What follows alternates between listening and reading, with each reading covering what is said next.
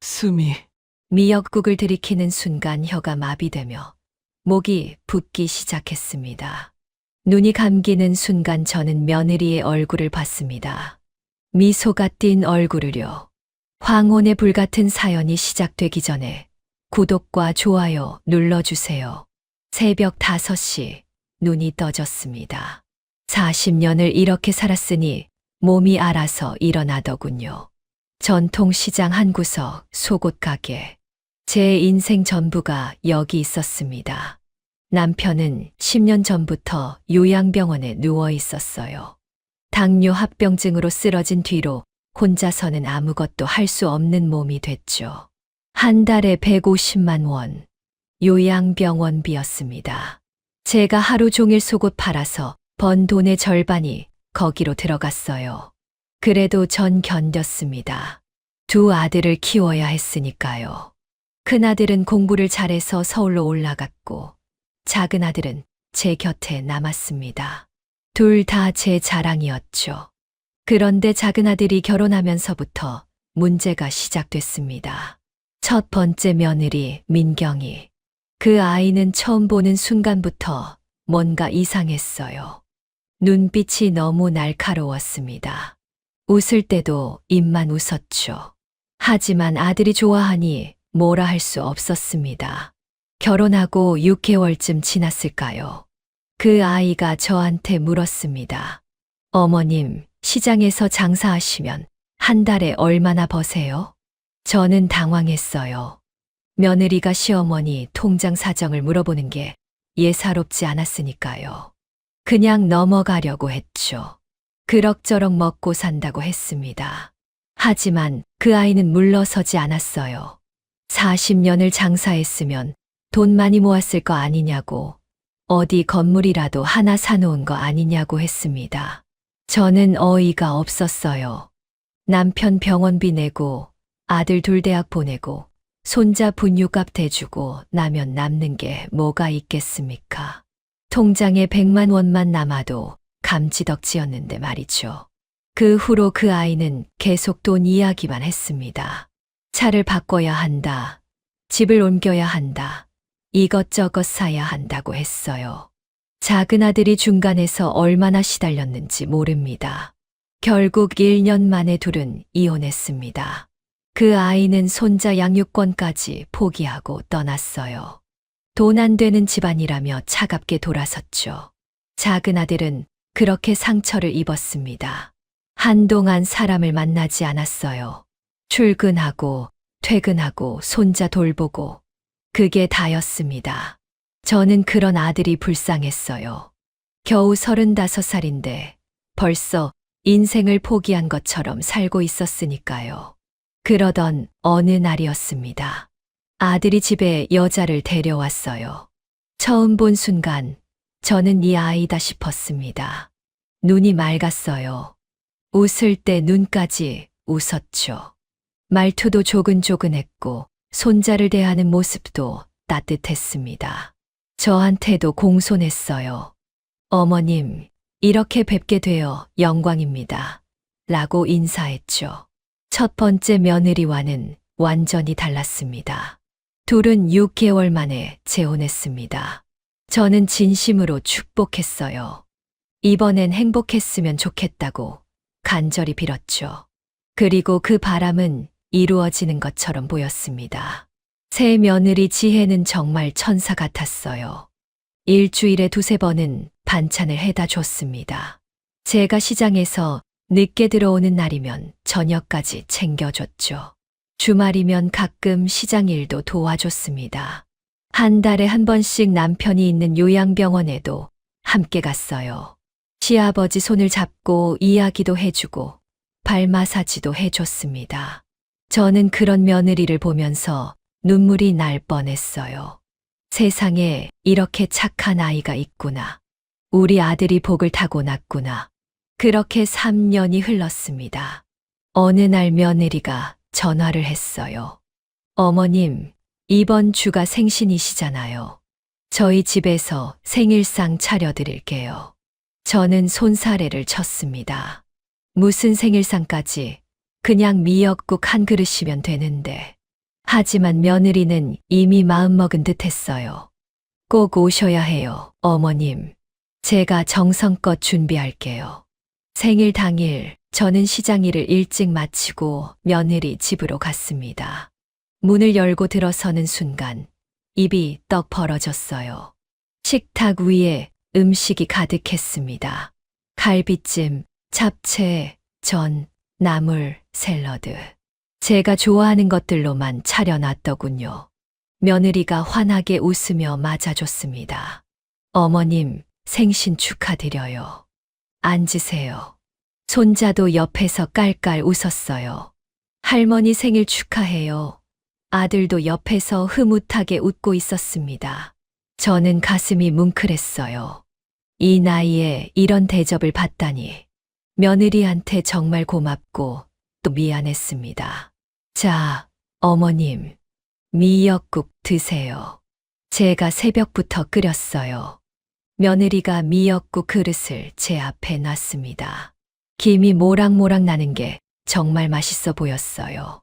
저는 숟가락을 들었습니다. 국물을 한술 떠서 입에 넣었어요. 간이 딱 맞았습니다. 며느리가 제 입맛을 잘 안다는 생각이 들었죠. 저는 그릇을 들고 꿀꺽꿀꺽 마셨습니다. 한 사발을 거의 다 비웠어요. 정말 맛있었거든요. 그런데 그때였습니다. 혀끝이 이상했어요. 뭔가 저릿저릿하더니 감각이 사라지기 시작했습니다. 처음엔 뜨거운 국 때문인가 싶었죠. 하지만 아니었어요. 목이 부어오르기 시작했습니다. 숨을 쉬는 게 점점 힘들어졌어요. 심장이 미친 듯이 뛰었습니다. 저는 알았어요. 이건 새우 알레르기 반응이라는 걸. 어릴 적부터 새우만 먹으면 이렇게 됐거든요. 그래서 평생 새우를 입에 대지 않았습니다. 며느리도 그 사실을 알고 있었어요. 제가 몇 번이나 말했으니까요. 그런데 왜 눈앞이 흐려졌습니다. 숨을 제대로 쉴 수가 없었어요. 목구멍이 완전히 막힌 것 같았죠. 제가 쓰러지기 직전 마지막으로 본 건 며느리의 얼굴이었습니다. 그 아이가 웃고 있었어요. 차갑게 눈을 떴을 때 천장이 하얗게 보였습니다. 어디지? 몸을 움직이려 하니 팔에 통증이 느껴졌어요. 링거 바늘이 꽂혀 있었습니다. 병원이었죠. 목이 따갑고 아팠어요. 침을 삼키려니 목구멍이 부어있는 게 느껴졌습니다. 어머니, 깨어나셨어요? 작은 아들이 제 옆에 앉아 있었습니다. 눈이 벌겋게 충혈돼 있었어요. 밤새 울었나 봅니다. 말을 하려는데 목소리가 제대로 나오지 않았어요. 어머니, 말씀 안 하셔도 돼요. 좀만 쉬세요. 아들이 제 손을 잡았습니다. 손이 떨리고 있었어요. 저는 천천히 기억을 되살렸습니다. 생일상, 미역국, 혀가 마비되던 순간, 그리고 지혜의 차가운 미소, 의사 선생님이 들어왔습니다. 키가 크고 안경을 쓴 젊은 남자였어요. 깨어나셨군요. 다행입니다. 급성 알레르기 쇼크였어요. 조금만 늦었으면 큰일 날 뻔했습니다. 새우 알레르기가 있으신 거 아셨죠? 미역국에 새우가 들어갔던 모양입니다. 아드님이 빨리 업고 오셔서 살릴 수 있었어요. 2, 3일은 입원하셔야 할 겁니다. 의사가 나가고 다시 아들과 둘만 남았습니다. 저는 아들의 손을 꽉 잡았어요. 그리고 꾸역꾸역 말을 했습니다. 지혜가 날 죽이려고. 어머니, 아들이 제 말을 끊었습니다. 표정이 굳어 있었어요. 그럴 리 없어요. 반찬 가게에서 산 거래요. 거기서 새우가 들어간 줄 몰랐대요. 지혜도 지금 엄청 충격받았어요. 저는 고개를 저었습니다. 아니야, 그게 아니야. 하지만 말이 제대로 나오지 않았어요. 어머니, 지혜가 3년 동안 어머니한테 얼마나 잘했어요. 그런 아이가 왜 그런 짓을 하겠어요? 사고였어요, 사고. 아들의 눈빛이 간절했습니다. 제발 그러지 말라는 표정이었어요. 저는 더 이상 말하지 않았습니다. 아들이 믿지 않는데 뭘 더 말하겠어요. 그냥 눈을 감았습니다. 밤이 됐습니다. 병실은 조용했어요. 아들은 집에 돌아가고 저 혼자 남았습니다. 천장을 보며 생각했어요. 정말 사고였을까? 지혜가 실수로 그랬을까? 하지만 아무리 생각해도 이상했습니다. 지혜는 제 알레르기를 알고 있었어요. 몇 번이나 말했으니까요. 요양병원 갈 때도, 명절 음식 만들 때도 저는 항상 조심하라고 말했습니다. 그런데 하필 제 생일에 직접 끓였다는 미역국에 새우가 들어갔다고 저는 소름이 돋았습니다. 그리고 결심했습니다. 내일 당장 퇴원하자. 직접 확인해 봐야겠어. 다음 날 아침 의사가 회진을 왔어요. 어머니, 아직 목 부기가 완전히 가라앉지 않았어요. 이틀은 더 계셔야 합니다. 하지만 저는 고개를 저었습니다. 괜찮아요. 집에 가서 쉴게요. 아들이 말렸지만 소용없었어요. 저는 이미 마음 먹었습니다. 링거를 빼고 옷을 갈아입었어요. 목은 여전히 아팠지만 참을 만했습니다. 퇴원 수속을 마치고 집으로 돌아왔습니다. 아들은 출근해야 한다며 먼저 갔어요. 혼자 쉬라고 했죠. 하지만 저는 쉴 생각이 없었습니다. 집에 짐을 내려놓고 곧바로 지혜네 집이 있는 아파트로 향했어요. 아파트 단지 뒤편에 음식물 쓰레기 처리장이 있었습니다. 저는 그곳으로 걸어갔어요. 주민들이 음식물 쓰레기 봉투를 버리는 곳이었죠. 냄새가 지독했습니다. 저는 주변을 둘러봤어요. 다행히 아무도 없었습니다. 그리고 쓰레기 봉투들을 하나하나 들여다보기 시작했습니다. 미친 사람처럼 보였을 거예요. 76살 할머니가 음식물 쓰레기를 뒤지고 있으니까요. 하지만 상관없었습니다. 확인해야 했어요. 세 번째 봉투를 열었을 때였습니다. 제 손이 멈췄어요. 봉투 안에 새우 대가리들이 가득 들어 있었습니다. 10개도 넘게요. 새우 껍질, 수염, 머리, 전부 생새우를 손질한 흔적이었습니다. 손이 떨렸습니다. 반찬 가게에서 샀다면서.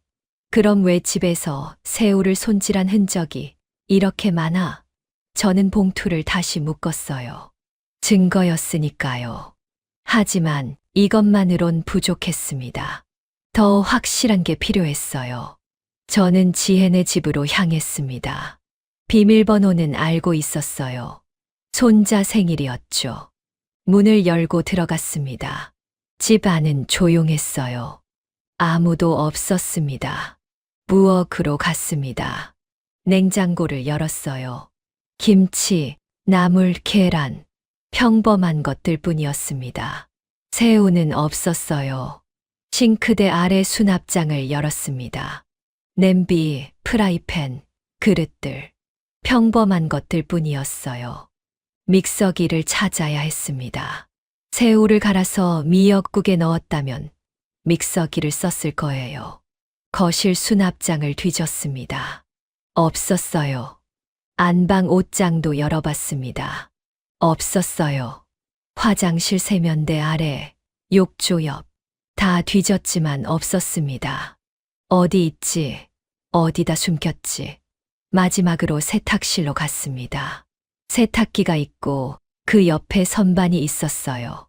세제와 섬유유연제가 놓여 있었죠. 저는 세탁기 뒤를 들여다봤습니다. 거기 있었어요. 믹서기가 세탁기 뒤에 급하게 밀어 넣어져 있었습니다. 저는 믹서기를 꺼냈어요. 겉은 깨끗하게 닦여 있었지만 날 부분을 자세히 보니 뭔가 끼어 있었습니다. 분홍빛 찌꺼기요. 새우를 간 흔적이었어요. 손이 부들부들 떨렸습니다.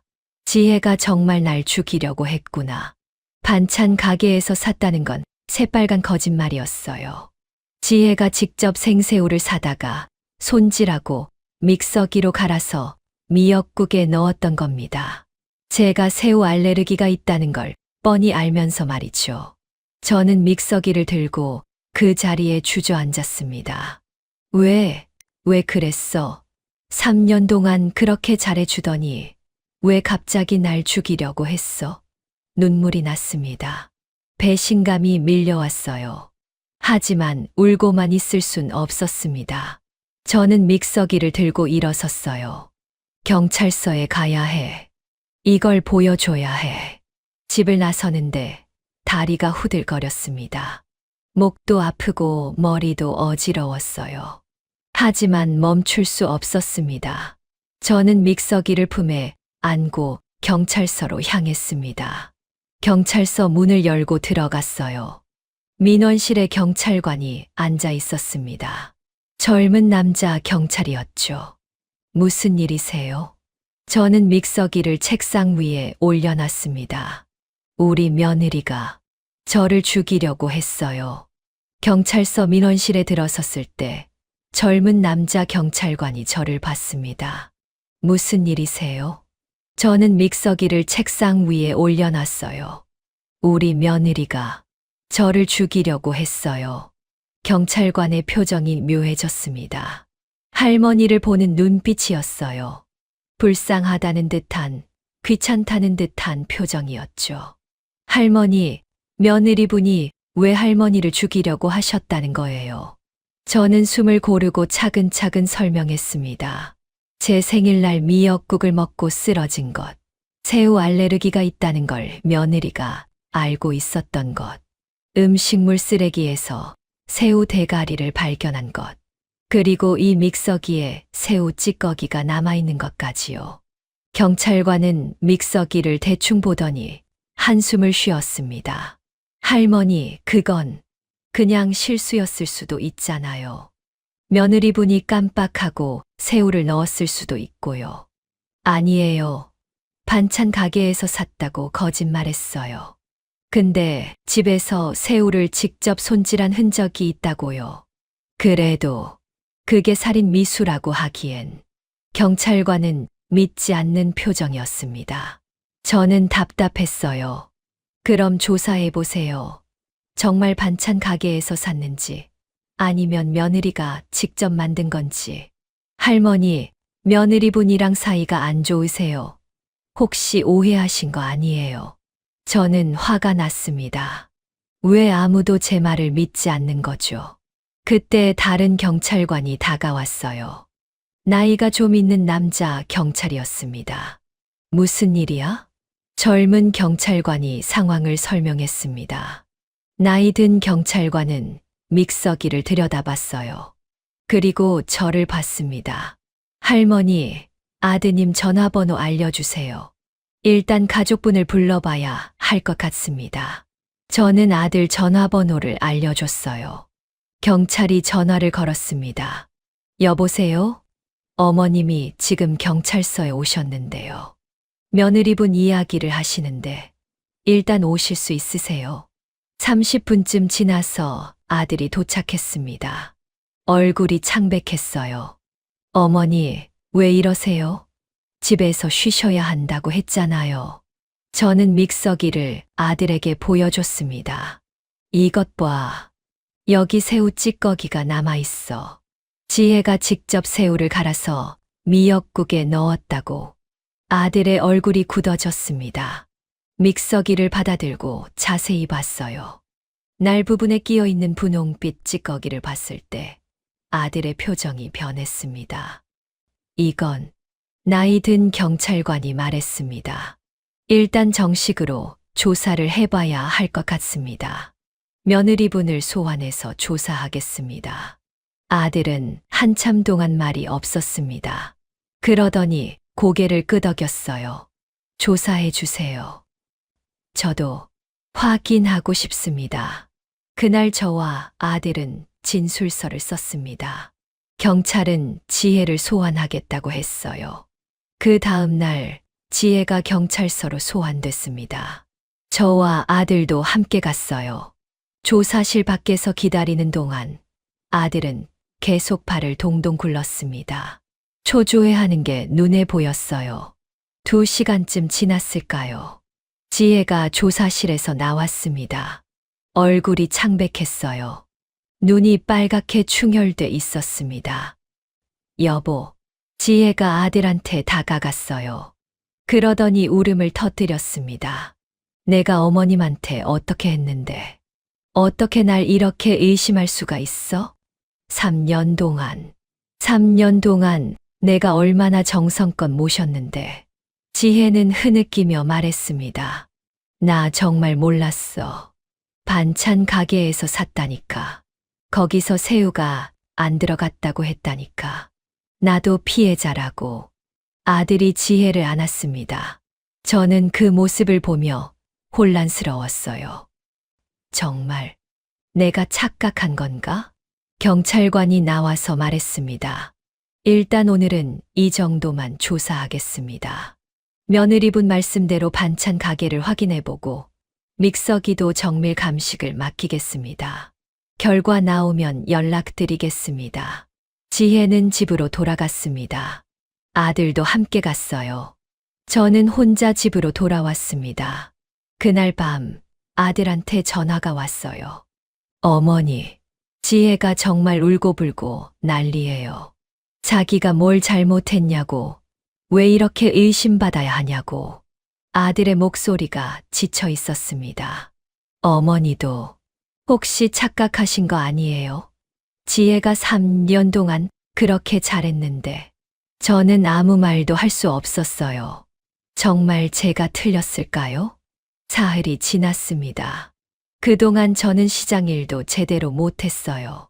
밤마다 잠도 안 왔습니다. 지혜의 우는 모습이 자꾸 떠올랐어요. 혹시 제가 착한 며느리를 억울하게 만든 건 아닐까? 나흘째 되는 날, 경찰서에서 연락이 왔어요. 할머니, 조사 결과가 나왔습니다. 지금 당장 경찰서로 오실 수 있으세요? 아드님도 같이 오시고요. 목소리가 심각했습니다. 저는 아들한테 전화했어요. 우리는 서둘러 경찰서로 갔습니다. 나이 든 경찰관이 우리를 맞았어요. 표정이 굳어 있었습니다. 앉으세요. 우리는 의자에 앉았습니다. 경찰관은 서류를 꺼냈어요. 조사 결과 며느리분이 반찬 가게에서 미역국을 사지 않은 게 확인됐습니다. 아들의 얼굴이 창백해졌습니다. 그럼 지혜가 거짓말을. 네. 오히려 며느리분이 직접 여기서 차로 40분 거리에 있는 대형마트에서 새우를 구매했습니다. 심지어 본인이 하지 않고 누군가에게 부탁하며 돈을 주고 새우를 구입하게 했습니다. 진술도 받았습니다. 생일 이틀 전에 새우 2kg을 구매하셨더군요. 왜 거기까지 가서? 아마도 들키지 않으려고 한 것 같습니다. 동네 가게에서 사면 아는 사람 볼 수도 있으니까요. 저는 소름이 돋았습니다. 그럼 계획적이었다는 거잖아요. 그리고 더 충격적인 사실이 발견됐습니다. 경찰관이 다른 서류를 꺼냈어요. 며느리분이 최근에 보험을 가입하신 게 확인됐습니다. 할머니를 피보험자로 해서 사망보험금 3억 원짜리를요. 뭐라고요? 아들이 벌떡 일어났습니다. 그런데 문제는 이 보험 가입 서류가 위조됐다는 겁니다. 할머니 서명이 위조됐고 수익자는 아드님으로 되어 있었습니다. 저는 입이 떡 벌어졌습니다. 지혜가 제 이름을 위조해서 보험을 들었다고요? 이건 완전히 계획된 살인이었습니다. 경찰관이 말했습니다. 방금 전에 며느리분을 긴급 체포했습니다. 살인 미수와 문서 위조 혐의로요. 아들이 의자에 주저앉았습니다. 손으로 얼굴을 감쌌어요. 제가 또 속은 거예요? 저는 아들의 손을 잡았습니다. 아들이 떨고 있었어요. 외로워서 여자한테 속고 또 속고 이젠 어머니까지 죽일 뻔했는데 다 제 탓이에요. 아니야. 내 잘못이 아니야. 경찰관이 조용히 말했습니다. 그런데 지금 며느리분을 조사 중인데요. 우리는 경찰관을 봤어요. 며느리분이 결국 인정했습니다. 그런데 조사 과정에서 더 충격적인 진실이 밝혀지고 있습니다. 무슨 말씀이세요? 경찰관이 심각한 표정으로 말했습니다. 며느리분이 혼자 한 게 아닐 수도 있습니다. 며느리분이 혼자 한 게 아닐 수도 있습니다. 경찰관의 말에 저와 아들은 숨이 멎는 것 같았습니다. 무슨 말씀이세요? 아들이 떨리는 목소리로 물었어요. 경찰관은 잠시 망설이더니 입을 열었습니다. 지금 조사실에서 며느리분을 조사 중입니다. 처음엔 끝까지 부인했는데 증거를 보여주니까 결국 인정했습니다. 저는 가슴이 두근거렸어요. 그런데 자백하는 과정에서 어떤 이름이 계속 나왔습니다. 경찰관이 아들을 봤습니다. 아드님, 전 부인, 첫 번째 부인분 성함이 어떻게 되시죠? 아들의 얼굴이 하얗게 질렸습니다. 민경이요. 박민경. 경찰관이 고개를 끄덕였습니다. 맞습니다. 바로 그 이름이 계속 나왔어요. 저는 온몸에 소름이 돋았습니다. 설마 그럴 리가. 두 분이 아는 사이였나요? 아들이 고개를 저었습니다. 아니요. 전혀. 민경이는 지혜를 모를 텐데. 경찰관이 서류를 펼쳤습니다. 통화 기록을 확인해 봤습니다. 두 분이 최근 1년 동안 거의 매일 통화한 기록이 나왔어요. 문자 메시지도 수백 건이고요. 뭐라고요? 아들이 벌떡 일어났습니다. 그게 무슨, 민경이랑 지혜가 왜 통화를? 경찰관이 말했습니다. 조사실에 계신 며느리분한테 직접 들으시겠습니까? 저와 아들은 고개를 끄덕였어요. 경찰관이 우리를 조사실 옆 참관실로 안내했습니다. 유리창 너머로 조사실이 보였어요. 지혜가 책상 앞에 앉아 있었습니다. 3년 동안 봐왔던 그 얼굴이었어요. 하지만 지금은 달랐습니다. 눈물도 없었고 창백하기만 했죠. 손은 테이블 위에서 떨고 있었어요. 여기서 들으실 수 있습니다. 며느리분은 보지 못합니다. 경찰관이 조사실로 들어갔습니다. 저와 아들은 유리창 너머로 지켜봤어요. 김지혜 씨, 다시 한번 묻겠습니다. 박민경 씨와 어떤 관계입니까? 지혜가 고개를 숙였습니다. 한참을 침묵하더니 입을 열었어요. 언니, 동생 사이예요. 옆에서 아들이 작게 신음했습니다. 언니 동생, 친자매요. 아니요. 친구, 아주 친한 친구예요. 어릴 때부터 알고 지냈어요. 언니, 동생하고 지냈죠. 그럼 왜 그 사실을 숨겼습니까? 재혼할 때 아드님한테 말했어야 하는 거 아닙니까? 지혜가 대답하지 않았습니다. 박민경 씨가 먼저 제안한 겁니까? 지혜의 어깨가 떨렸습니다. 그러더니 고개를 끄덕였어요. 언제부터 계획한 겁니까? 3년 전이요. 경찰관이 서류를 넘겼습니다. 3년 전이면 아드님과 재혼하기 직전이군요. 처음부터 계획된 거였습니까? 지혜가 고개를 끄덕였습니다. 저는 입을 막았어요. 처음부터, 3년 전부터. 어떤 계획이었습니까? 처음부터 시어머니를 죽이려고 한 겁니까? 아니요. 지혜가 고개를 저었습니다. 처음엔 그냥 돈을 가져오는 거였어요. 경찰관이 물었습니다. 박민경 씨가 뭐라고 했습니까? 지혜가 떨리는 목소리로 말했습니다. 민경 언니가, 그 집 시어머니가 시장에서 40년 동안 현금 장사를 했대요. 돈이 엄청 많을 거래요. 어딘가에 상가도 있을 거고, 건물도 있을 거래요. 저는 기가 막혔습니다. 그래서요?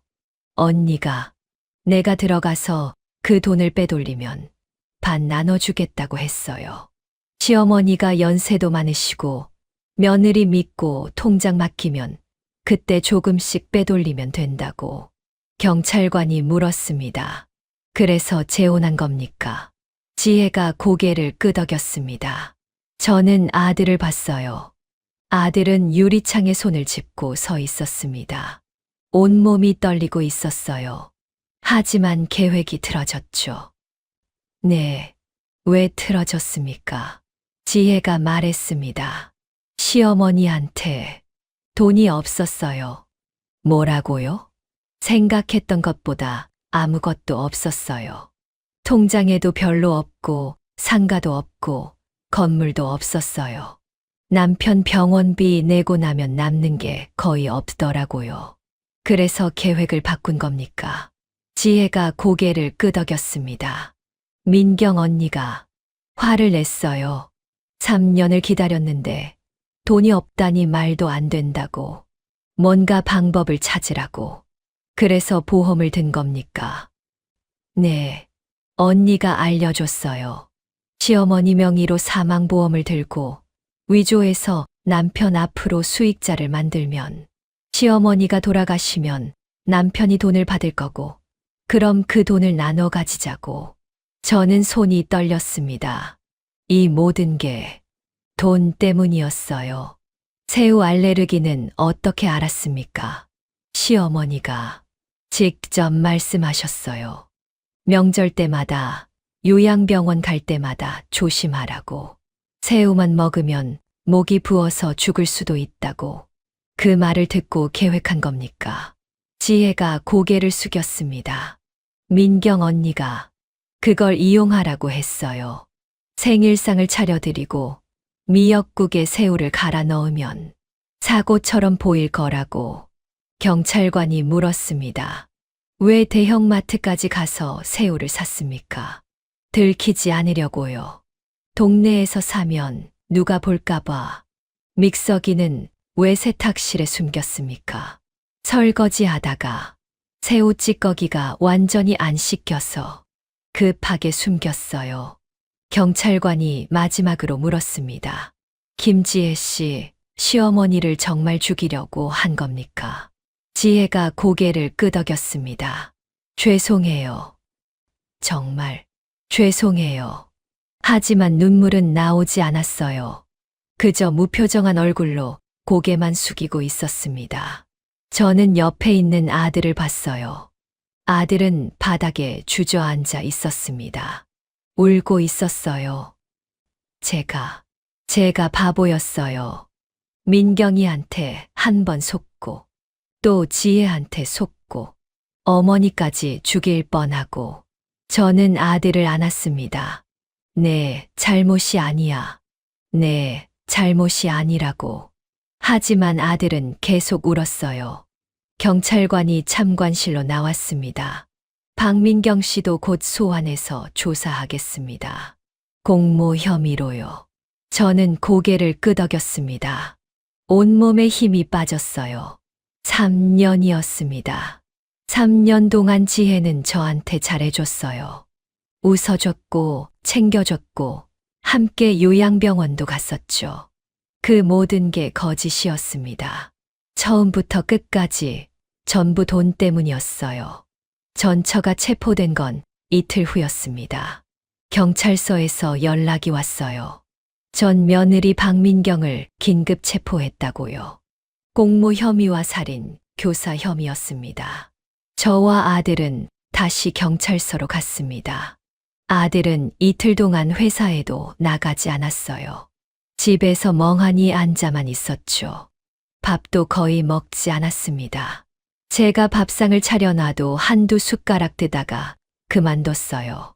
조사실 참관실에 다시 들어갔습니다. 유리창 너머로 박민경이 보였어요. 예전에 봤던 그 며느리였습니다. 몇 년이 지났지만 얼굴은 그대로였어요. 하지만 표정은 달랐습니다. 차갑고 날카로웠죠. 박민경 씨, 김지혜 씨와 공모해서 시어머니를 살해하려 한 게 맞습니까? 민경이는 처음엔 부인했습니다. 무슨 소리예요? 나 아무것도 몰라요. 지혜가 혼자 한 거예요. 하지만 경찰이 통화 기록과 문자 메시지를 보여주자 표정이 변했어요. 이게 뭡니까? 1년 동안 거의 매일 통화하고 문자로 계획을 주고받은 기록이 다 있는데요. 민경이는 입을 다물었습니다. 처음 제안한 건 박민경 씨죠. 김지혜 씨 진술에 의하면 시어머니가 돈이 많을 거라고 말한 사람이 박민경 씨라고 하던데요. 민경이가 고개를 돌렸습니다. 왜 그런 계획을 세웠습니까? 이혼할 때 아이 양육권까지 포기하고 나간 거. 다 이 계획 때문이었죠. 민경이가 비웃었습니다.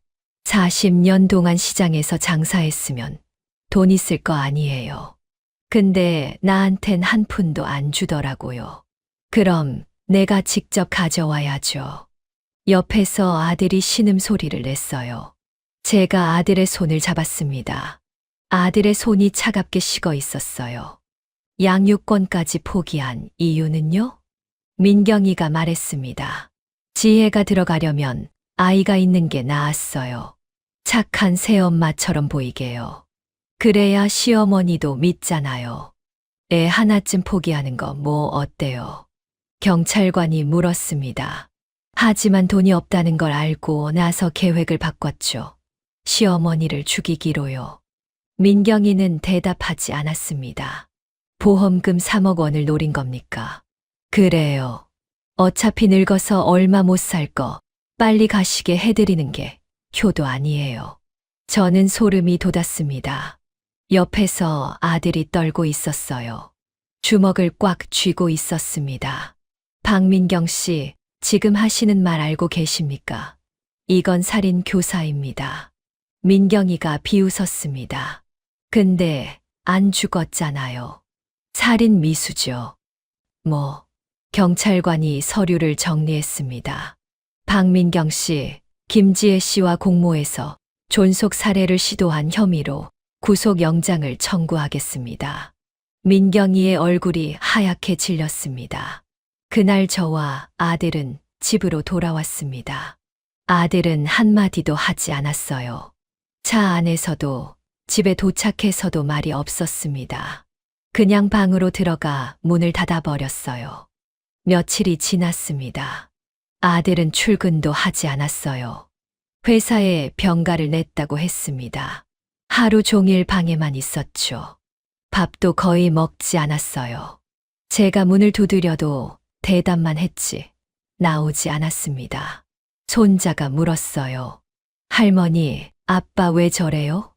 아빠가 요즘 너무 이상해요. 밥도 안 먹고 말도 안 해요. 저는 손자를 안았습니다. 뭐라고 설명해야 할지 몰랐어요. 아빠가 힘든 일이 있어서 그래 라고만 말할 수 있었죠.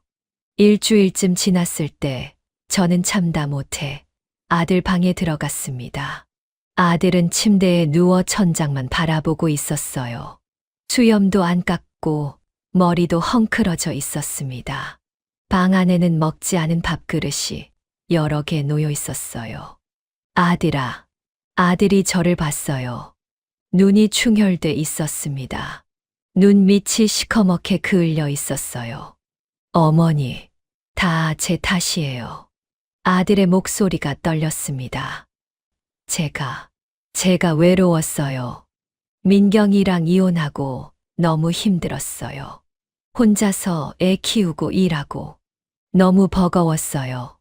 그래서 지혜를 만났을 때 너무 좋았어요.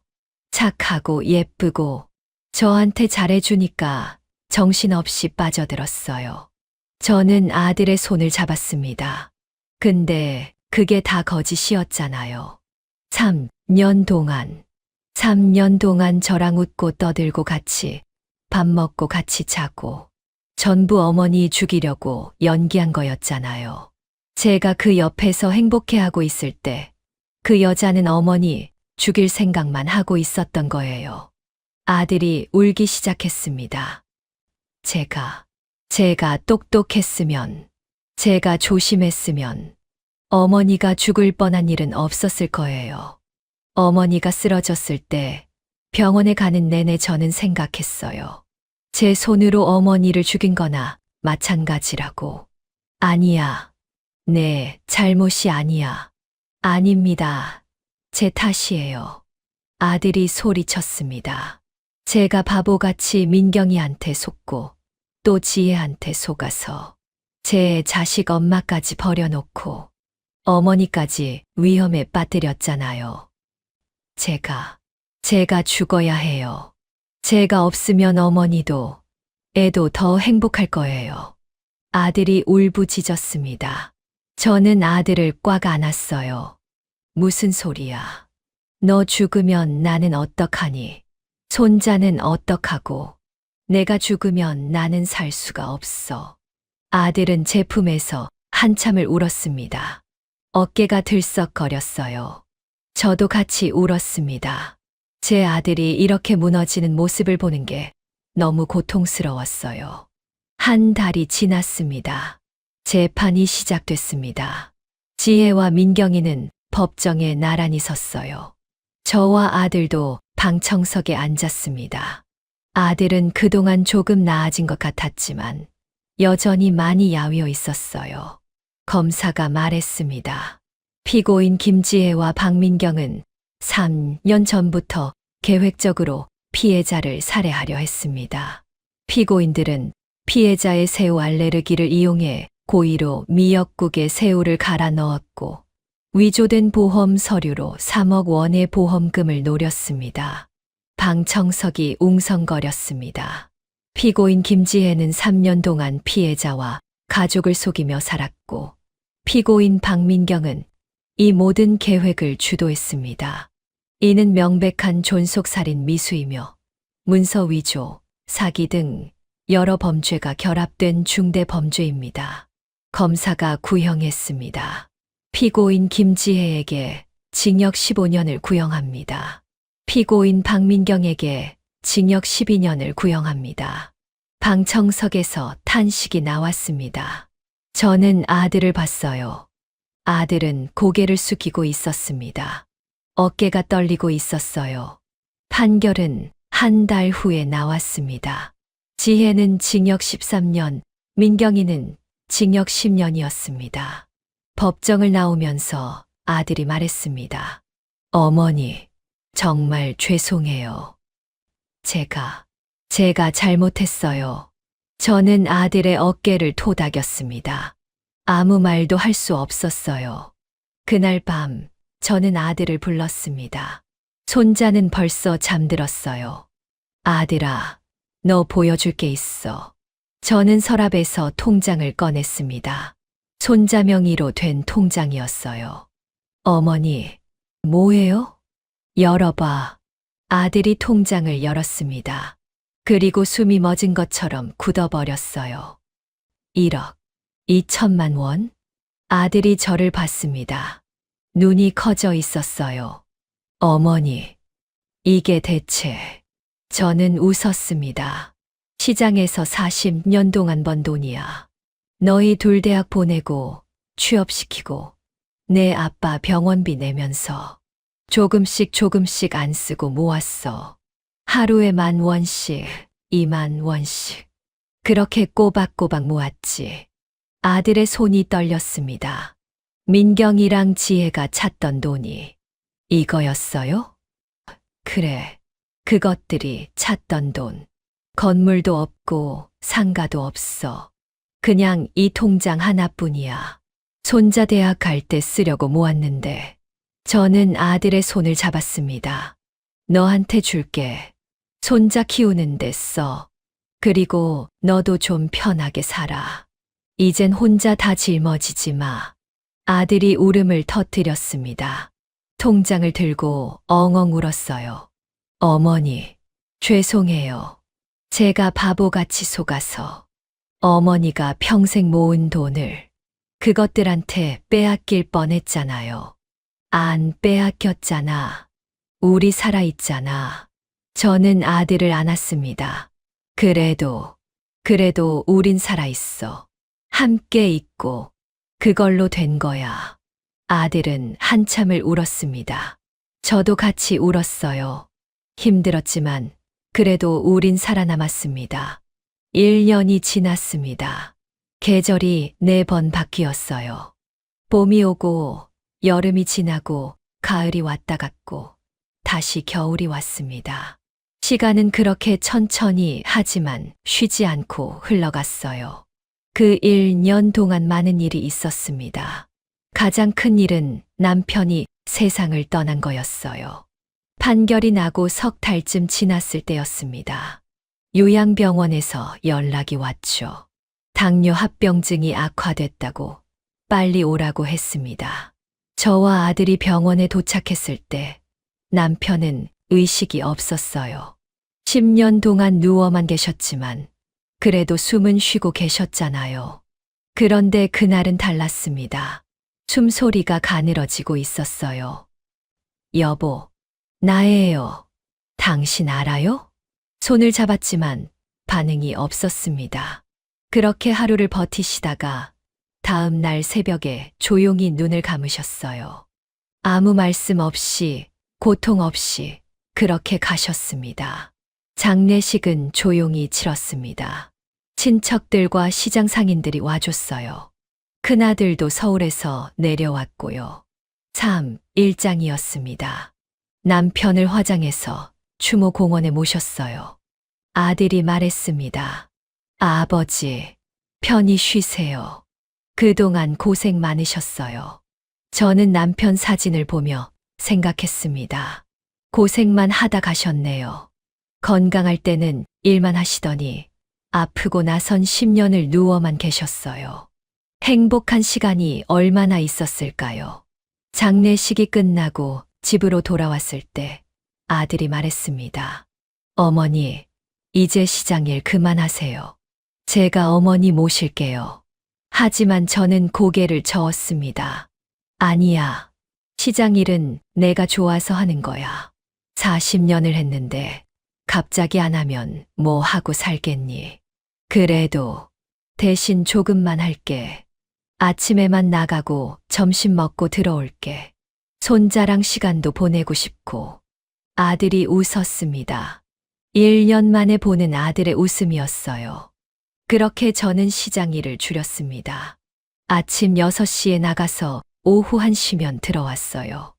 예전에는 저녁 7시까지 있었는데 이젠 절반만 일했죠. 오후엔 손자와 시간을 보냈습니다. 할머니, 오늘 학교에서 수학 시험 100점 맞았어요. 손자가 시험지를 보여줬어요. 저는 손자를 안았습니다. 우리 손주 최고다. 저녁에 뭐 먹고 싶어? 치킨이요. 그래, 치킨 시켜 먹자. 저는 손자와 함께 치킨을 먹고 숙제를 도와주고 저녁엔 같이 텔레비전을 봤습니다. 평범한 일상이었어요. 하지만 그 평범함이 너무 소중했습니다. 아들은 다시 회사를 열심히 다녔어요. 1년 전과는 완전히 달라진 모습이었습니다. 처음엔 힘들어했지만 시간이 지나면서 조금씩 나아졌어요. 어느 날 저녁 아들이 집에 일찍 들어왔습니다. 어머니, 오늘 승진 발표 났어요. 제가 과장으로 승진했어요. 정말 축하한다, 아들아. 저는 아들을 안았습니다. 아들이 말했습니다. 어머니 덕분이에요. 어머니가 살려주셨어요. 그때 어머니가 죽었으면 저는 평생 죄책감에 살았을 거예요. 저는 아들의 손을 잡았습니다. 다 지나간 일이야. 이젠 앞만 보고 살자. 네, 어머니. 하지만 가끔은 생각이 났습니다. 그 일이요.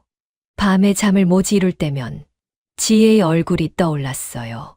3년 동안 저한테 웃어주던 얼굴. 반찬을 해다 주고 요양병원에 같이 가주고 제 생일상을 차려주던 그 아이. 그 모든 게 거짓이었다는 게 아직도 믿기지 않았습니다. 어떻게 사람이 그럴 수 있을까요? 3년 동안 매일 거짓말을 하고 웃으면서 살인을 계획할 수 있을까요? 저는 이해할 수 없었어요. 하지만 이젠 화도 나지 않았습니다. 그냥 슬펐어요. 사람이 돈 때문에 그렇게까지 변할 수 있다는 게 슬펐습니다. 어느 날 손자가 물었습니다. 할머니, 아빠 왜 재혼 안 해요? 친구들은 다 엄마 있는데 나만 없어요. 저는 손자를 안았습니다. 아빠가 아직 힘든가 봐. 조금만 기다려줘. 손자가 말했습니다. 근데 할머니, 저는 엄마 없어도 괜찮아요. 할머니랑 아빠 있으면 돼요. 저는 눈물이 날 뻔했습니다. 우리 손자가 이렇게 컸구나. 그날 밤 저는 아들과 이야기를 나눴습니다. 아들아, 너 혹시 사람 만날 생각 없니? 아들이 고개를 저었습니다. 아니요, 어머니. 전 이제 사람 만날 생각 없어요. 2번이나 속았는데 또 속을 순 없잖아요. 저는 한숨을 쉬었습니다. 그건 내 잘못이 아니야. 아들이 저를 봤습니다. 어머니, 전 바보예요. 2번이나 똑같이 속았잖아요. 사람 보는 눈이 없는 거예요. 저는 아들의 손을 잡았습니다. 아들아, 잘 들어. 누군가를 속이려고 마음먹은 사람이 잘못이지. 바보같이 당한 사람이 잘못이 아니야. 아들이 저를 봤습니다. 사람이 사람을 믿는 게 잘못이니? 착한 게 죄니? 아니잖아. 내가 민경이를 믿고 지혜를 믿은 건 내가 착해서야. 내가 순수해서고. 그게 뭐가 잘못이니? 어머니, 잘못한 건 그것들이야. 내 착함을 이용한 그것들이 나쁜 거지. 넌 아무 잘못 없어. 아들의 눈에 눈물이 고였습니다. 저는 계속 말했습니다. 사람이 마음 먹고 누군가를 속이려고 하면 당하는 사람은 속수무책이야. 아무리 조심해도 당할 수밖에 없어. 왜냐면 상대는 거짓말하려고 작정하고 있고 이쪽은 진심으로 믿으려고 하니까. 네, 지혜는 3년 동안 준비했어. 3년 동안 매일 연기했고 매일 우리를 속였지. 그런 사람한테 당하는 게 내 잘못이니? 아니야. 그건 그냥 운이 나빴던 거야. 아들이 고개를 끄덕였습니다. 그러니까 너무 자책하지 마. 내가 착한 게 잘못이 아니야. 앞으로도 착하게 살아. 다만 조금만 더 조심하면 돼. 그게 다야. 아들이 울었습니다. 저는 아들을 안았어요. 그날 밤 저는 창밖을 봤습니다. 별이 떠 있었어요. 예쁘게 반짝이고 있었습니다. 1년 전 저는 죽을 뻔했습니다. 며느리가 저를 죽이려고 했었죠. 하지만 저는 살았어요. 아들도 살았고 손자도 잘 크고 있었습니다. 힘든 시간이었지만 우린 이겨냈어요. 함께였으니까요. 저는 생각했습니다. 사람이 사는 게 뭘까요? 돈을 많이 버는 것, 좋은 집에 사는 것 아니었어요. 함께 있는 거였습니다. 사랑하는 사람들과 함께 밥 먹고 웃고 이야기 나누는 것. 그게 사는 거였어요. 민경이와 지혜는 돈 때문에 모든 걸 버렸습니다. 사람도 양심도 모든 걸 버렸어요. 하지만 결국 얻은 건 감옥뿐이었죠. 저는 돈은 많지 않지만 사랑하는 아들과 손자가 있었습니다. 매일 아침 일어나면 손자가 할머니하고 안겨왔고 저녁이면 아들이 어머니 다녀왔습니다. 하고 들어왔어요. 그게 행복이었습니다.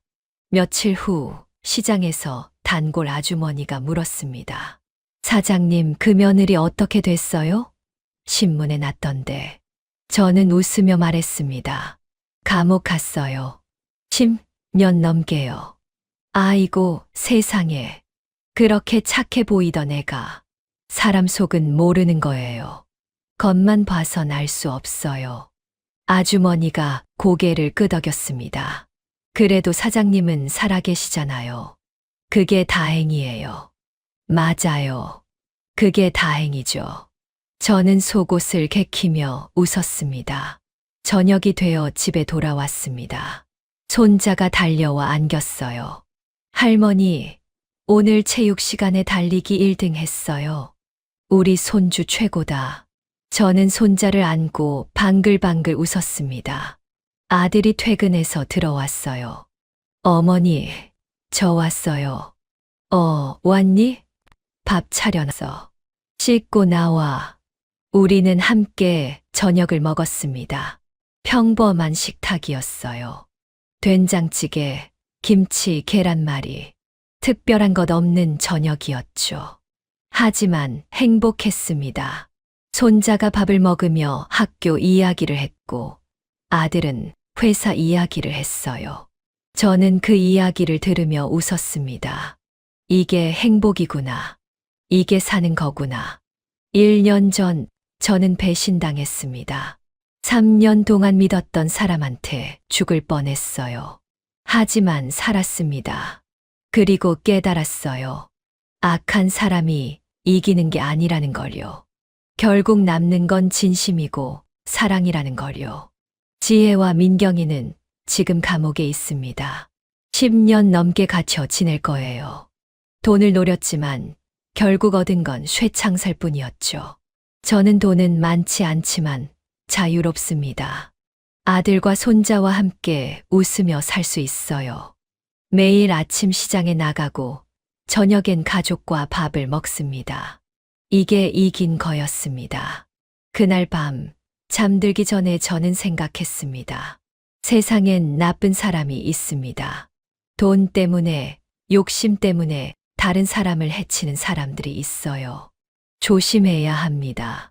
하지만 너무 두려워할 필요는 없어요.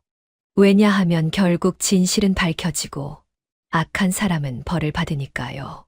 그리고 무엇보다 우리 곁엔 사랑하는 사람들이 있으니까요. 저는 눈을 감았습니다. 내일도 시장에 나가야 합니다.